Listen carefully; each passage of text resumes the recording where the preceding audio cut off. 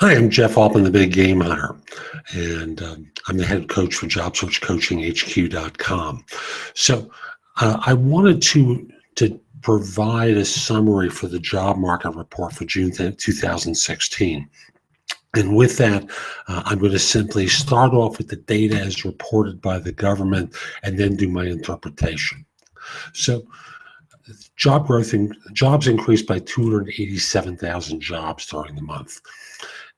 This on the heels of the previous month where there were only 38,000 jobs created. Well, I'll get to that later on. I'll just simply say that the rate of unemployment increased by 0.2% to 4.9%.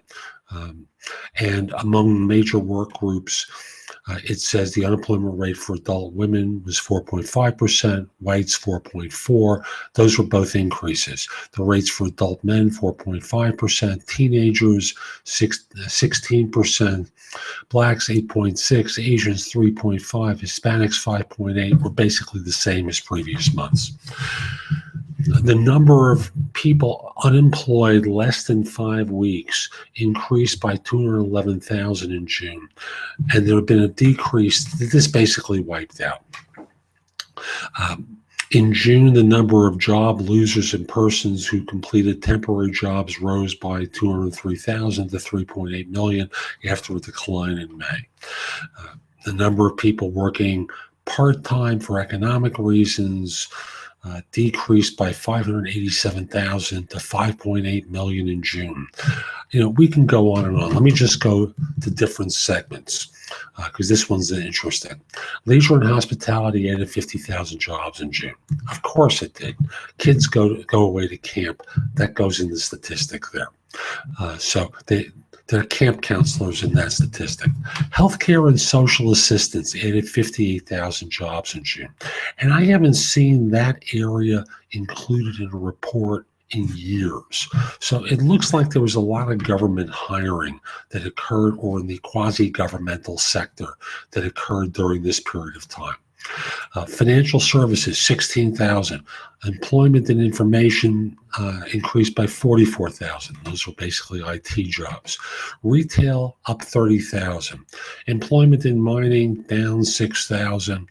Employment in areas like construction, manufacturing, wholesale, transportation, and warehousing, and government showed little or no change. Going back to that healthcare and social services, there are organizations that are funded by the government that are quasi-governmental, whether that's I don't want to call it a hospital, but the social services agencies that are non-governmental but funded by government. It seems like they did a lot of hiring, and the government had pumped out money in a new calendar year, or actually a new fiscal year, to help accommodate that. Hourly wages increased slightly, like I think 2 cents per hour, leading to 287,000 jobs. So looking at the report, here's what I see. Number one is the May report was bogus. And it seems like, let's be practical. 38,000 jobs one month, 287,000 the next. And the previous month was about 175. So what we have here is averaging out to about 150,000 jobs for the 2 months. Now, this one's a tough one for me to say, and I'd be very happy to be wrong. But the Census Bureau, who controls this, has become a wing of the Democratic Party.